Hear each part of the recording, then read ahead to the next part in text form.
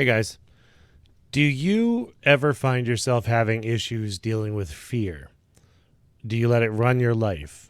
Do you let it tell you what to do and where to go? One of those questions is actually a good one with how bad it sounds. It's actually a good one. The other two, not so much. If you let fear run your life, it depends on how, first of all. And generally, the way we do it is not that good. Um, I quoted him before, and Mastin Kipp was a speaker at the Institute for Integrative Nutrition, and he said something that really struck a chord in me. He said, fear is a compass. And what that means is if you're deathly afraid of something like with your life direction, not saying if somebody's holding a gun to you and you're afraid, you're wrong. No, that's absolutely acceptable. But if you're afraid of, like, say, public speaking or video posts or going on social media and posting about yourself or whatever, that may be your fear trying to guide you in that direction. And it's a powerful thing to know that, because it's helped me look at life in a completely different view. When I was a kid, I had ADD, ADHD, and OCD. A lot of the times I was told that I wasn't good enough. I was told that I wouldn't be anything spectacular. I was told that, I'd never be able to calm down. I'd never be able to understand certain things. Never this, never that, whatever. So, living life like that really sucks, for lack of a better term. Once you're constantly being bombarded by hearing that left and right all over the place, it kind of seeps into your subconscious a little bit, a lot of it. But I used to always find my own way to do things. That's how I was happiest. That's what I knew as happiness. And what I found was the moments when I was most afraid to try something, I was also most successful.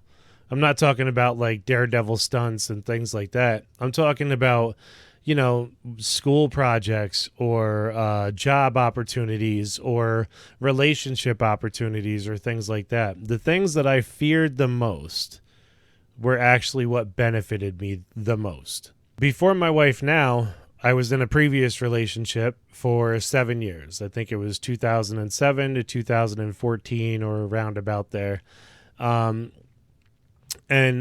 a lot of that relationship was driven to comfort by fear, because I didn't properly know how to listen to it. I didn't properly know how to accept it as my compass. And it led me to a lot of things, but they were all pretty bad. What happened was, I wouldn't think I was good enough to become fit or to learn about fitness and nutrition or to eat right, or, I was too afraid to dive into the pool or the ocean of information that's out there. And I didn't want somebody telling me what to do. So I didn't do it. Regardless of how I was as a teenager, I stopped listening to some things about myself or some things from myself.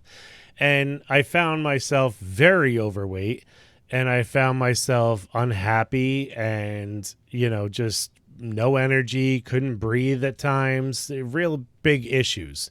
And what changed was I began one day to wake up, and it kind of hit me that I got to do something. Like, is this really how I'm going to live? And it was a lot of things in particular with that relationship. We did the same thing with kids. For a long time, we said we weren't even going to try for kids because we would never be able to afford them. We would never be able to get a house. We would never be able to this, that, left and right, up and down.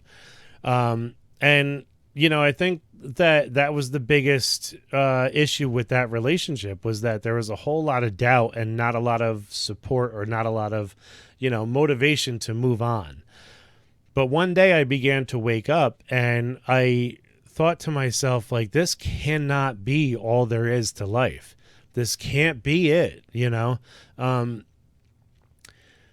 And I did one of the biggest things that I was scared to do at that time. I was not financially responsible. I was not able to live on my own at that time.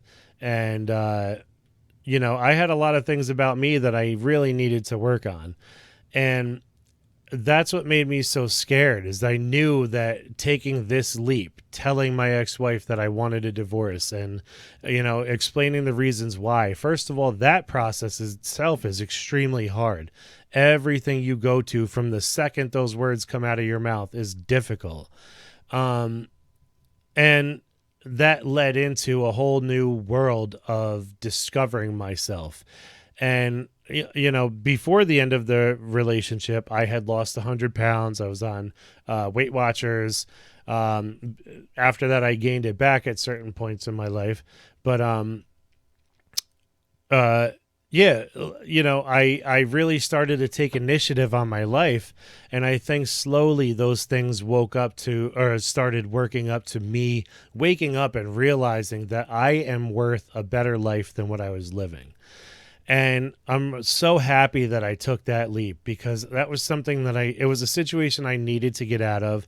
And fear is what really pushed me over that side, because I realized I was afraid of it because I needed it.